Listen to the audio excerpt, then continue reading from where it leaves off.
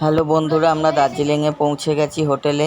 এই যে আমাদের হোটেলের বাথরুমটা বেশ বড়ই আছে।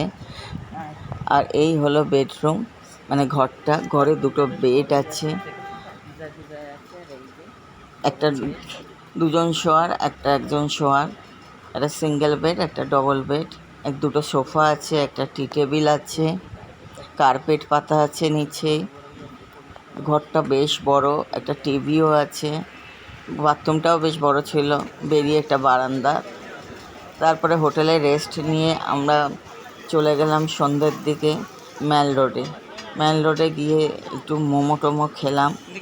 খেয়ে টুকটাক জিনিস টিনিস কিনে তারপরে আর একটু এদিক ওদিক জিনিস দেখছি। আমার ছেলে মোমো খেয়ে খুব ঝাল লেগেছে, খুব জ্বালা দিচ্ছি, কী করবে, ওর জিভ জ্বলে যাচ্ছে নাকি।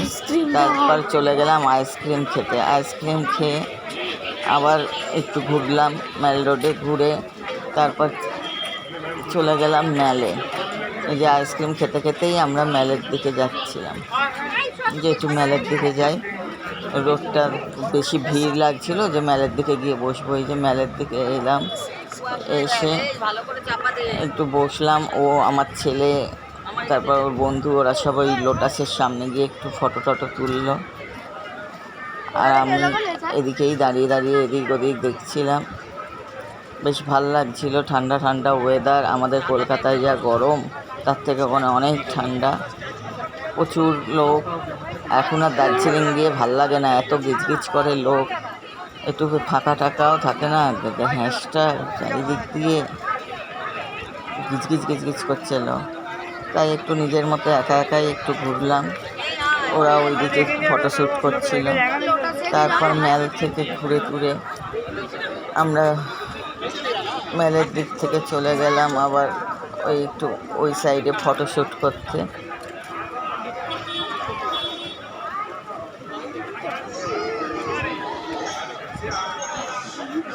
তারপর আমার ছেলেও আমার কাছে চলে এলো ফটোশ্যুট করার পর। এসে আমার সাথেই ঘুরছিল। আর আমার যে বান্ধবী গেছিলো সে আবার গেল এটিএমে টাকা তুলতে। ওই জন্য আমরা কিছুক্ষণ দাঁড়িয়েই রইলাম।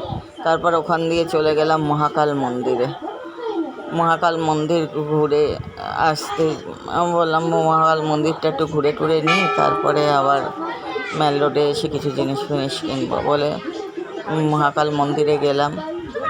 মহাকাল দর্শন করলাম, তারপরে মহাকালী দর্শন করলাম। ওখানে দুর্গা মূর্তি আছে, সেটাও দর্শন করলাম। আমি আর মন্দিরের ওপরে উঠতে পারিনি, কারণ আমি নিচু হয়ে বসতে পারছিলাম না। কোমরে এত ব্যথা যে আমার জুতোটা খুলতে গেলে নিচু হতে হবে। সেই জন্য ওরাই মন্দিরের ভেতর ঢুকলো, আমি বাইরেই দাঁড়িয়েছিলাম। বাইরে থেকে দর্শন করলাম। ওই অনেক কষ্টে নিচু হয়ে ছেলের জুতোটা খুলতে গেলাম, গিয়ে পারলাম না, খুব কোমরে লাগছিল। তারপর ওর বাবাই ওর জুতোটা খুলে দিল, ও ঢুকলো, পুজো দিল, নমস্কার করলো। আর ওই 112খানা সিঁড়ি ভেঙে উঠে আমার আরও কষ্ট হচ্ছিল, হাঁপ লাগছিল। তারপরে ওই দুর্গা মন্দির দর্শন করে মহাকালের মন্দিরে গেল। আমি আর দুর্গা মন্দিরগুলো সামনে থেকেই দেখতে পেলাম, কিন্তু মহাকাল মন্দিরের ভেতরে আমি আর যেতে পারিনি, বাইরে থেকেই দেখলাম। ওরা ছবি তুলে আনলো, সেই ছবিটাই দেখলাম। তবে আমি ভাবতে পারিনি যে মহাকাল মন্দিরে আমি উঠতে পারবো ওই 112টা সিঁড়ি ভেঙে।